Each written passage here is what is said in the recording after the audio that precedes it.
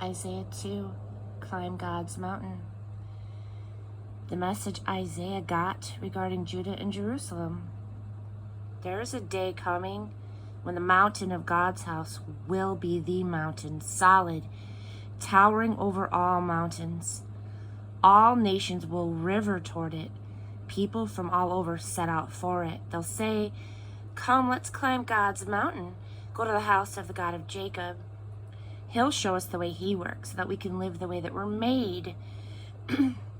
Zion's the source of the revelation. God's message comes from Jerusalem. He'll settle things fairly between nations. He will make things right between many peoples. They will turn their swords into shovels, their spears into hoes. No more will nation fight nation. They won't play war anymore. Come, family of Jacob, let's live in the light of God. God, you've walked out in your family, Jacob, because their world is full of hokey religion, Philistine witchcraft, and pagan hocus pocus. A world rolling in wealth. Stuffed with things. No end to its machines and gadgets and gods of all sorts and sizes. These people make their own gods and worship what they make. A degenerate race face down in the gutter. Don't bother with them, they're not worth forgiving. Pretentious egos brought down to earth. Head for the hills, hide in the caves from the terror of God, from his dazzling presence.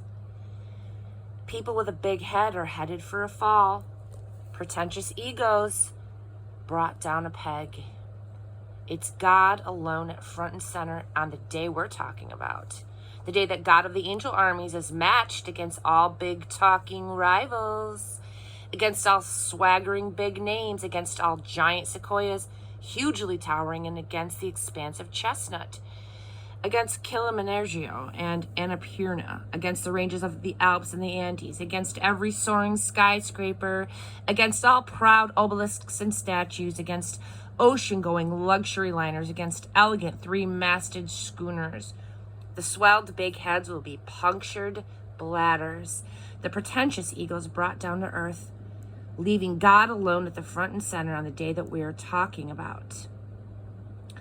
All those sticks and stones dressed up to look like gods will be gone for good. Clamber into caves in the cliffs, duck into any hole that you can find, hide from the terror of God, from his dazzling presence when he assumes his full stature on earth, towering and terrifying. On that day, men and women will take the sticks and stones that they've decked out in gold and silver to look like gods and then worshipped, and they will dump them into any ditch or gully, then run for rock caves and cliff hideouts to hide from the terror of God, from his dazzling presence when he assumes his full stature on earth, towering and terrifying. Quit scraping and fawning over mere humans, so full of themselves, so full of hot air. Can't you see there's nothing to them? Chapter 3, Jerusalem on its last legs. The Master, God of the angel armies, is emptying Jerusalem and Judah of all the basic necessities, plain bread and water to begin with. He's withdrawing police and protection, judges and courts, pastors and teachers, captains and generals, doctors and nurses, and yes, even the repairmen and the jack of all trades. He says, I will put little kids in charge of the city. Schoolboys and schoolgirls will order everyone around. People will be at each other's throats, stabbing one another in the back, neighbor against neighbor, young against old, the no account against the well-respected. One brother will grab another and say, you look like you've got a head on your shoulders. Do something. Get us out of this mess. And he'll say, me, not me. I don't have a clue. Don't put me in charge of anything. Jerusalem is on its last legs. Judah is soon down for the count. Everything people say and do is at cross purposes with God. A slap in my face. Brazen in their depravity, they flaunt their sins like degenerate Sodom. Doom to their eternal souls. They have made their bed. Now they will sleep in it. Reassure the righteous that their good living will pay off, but doom to the wicked, disaster. Everything they did will be done to them.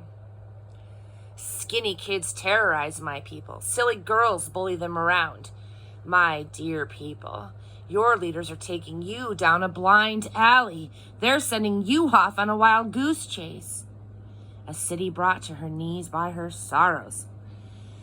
God enters the courtroom. He takes his place at the bench to judge his people. God calls for order in the court, hauls the leaders of his people into the dock. You've played havoc with this country. Your houses are stuffed with what you've stolen from the poor. What is this anyway? Stomping on my people, grinding the faces of the poor into the dirt. That's what the Master God of the angel armies says. God says, Zion women are stuck up, prancing around in their high heels, making eyes at all the men in the street, swinging their hips, tossing their hair, gaudy and garish in cheap jewelry. The Master will fix it so those Zion women will all turn bald. Scabby, bald-headed women. The Master will do it. The time is coming when the Master will strip them of their fancy baubles, the dangling earrings, anklets and bracelets, combs and mirrors and silk scarves, diamond brooches and pearl necklaces, the rings on their fingers and the rings on their toes, the latest fashions and hats, exotic perfumes and aphrodisiacs, gowns and capes, all of the world's finest, and fabrics and design. Instead of wearing seductive scents, these women are going to smell like rotting cabbages. Instead of modeling flowing gowns, they'll be sporting rags. Instead of their stylish hairdos, scruffy heads.